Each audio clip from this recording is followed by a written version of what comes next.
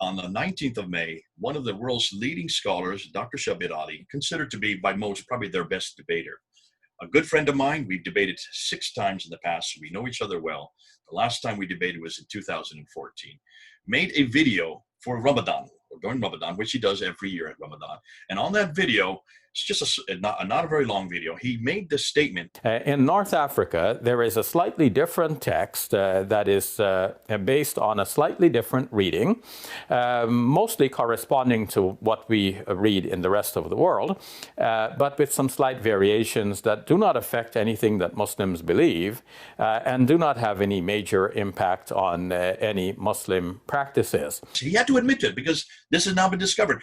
This has been known for 1,000 years. This is nothing new. The scholars of Islam have always known this.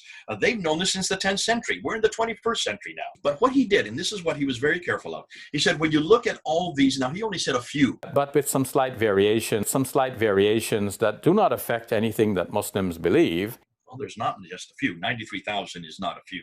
But he said none of these, the dots or the vowels, change any doctrine, change any belief, change any practice. Those are the 3 things. He kept reminding the audience. So what? So there's difference. But they all say the same thing. Nothing has been changed. In the Huff's translation, or version, it has bareyati. Bareyati is the word you can see underlined in green. Creatures. In the Warsh, which is the one that's used in North Africa, it's the Al-Asbahani version of the Warsh because there's more than one. The word is al-bare'ati, bare'ati with the glottal stop there, underlined in yellow. You can see there that's completely, it is a different word, especially at the end. So that refers to as the innocent. So the translation in the Hafs would be, indeed, they who disbelieved among the people of the scriptures and the polytheists will be in the fire of hell, abiding eternally therein. Those are the worst of creatures. So it's talking about us, really, Christians. In the Warsh, which is popular in North Africa, the translation would say, indeed, they who disbelieved among the people of the scriptures, that's us, and the polytheists, those are the heathens, will be in the fire of hell, abiding eternally therein. Those are the worst of the innocent. Well, now, there are 2 problems here. One is, are Christians the worst creatures, or are we innocent?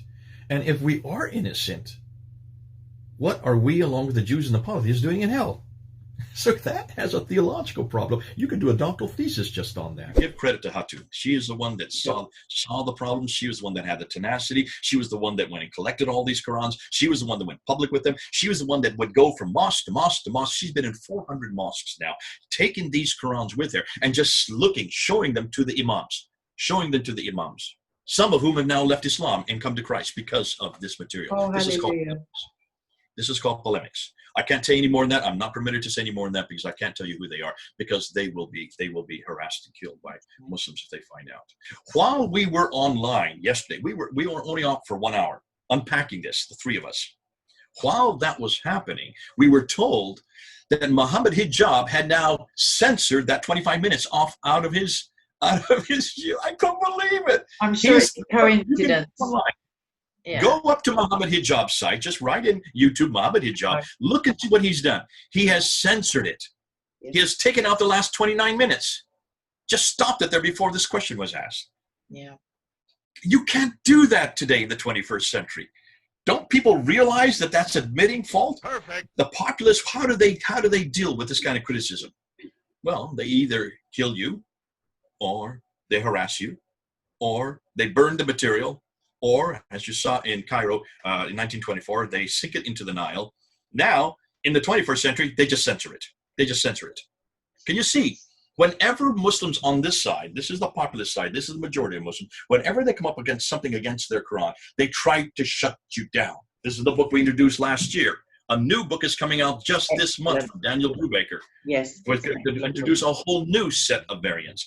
And see, what Shabir Ali doesn't realize, he has helped us to get the discussion away from the Qira'at back to the 7th century, back now to the manuscripts, which is what we've been waiting for them to do, because that is the material Qadi has not answered. That is the material Yasser Qadi has not looked at. When he thinks that the Qira'at is the most difficult question, wait till he finds out what we're going to introduce this week. So we're going to look at the Qira'at, we're going to look at the Ahruf, we're going to be looking at the Razm. The Razm is the one I want to get to. The Razm is what Dan Brubaker's. This is the mother lode. This is where the rubber hits the road. This is what's going to destroy the Quran, because these are the earliest manuscripts. This has nothing to do with dots. This has nothing to do with vowels. This has to do with the skeletal text. And the skeletal text does not at all jive with the Quran. And that's why we need to thank God for Adnan Qureshi, thank God for Yasser Qadi, thank God for Muhammad Hijab, thank God for Shabir Adi. All these guys have done us a favor. They have basically opened up a huge crack in Islam.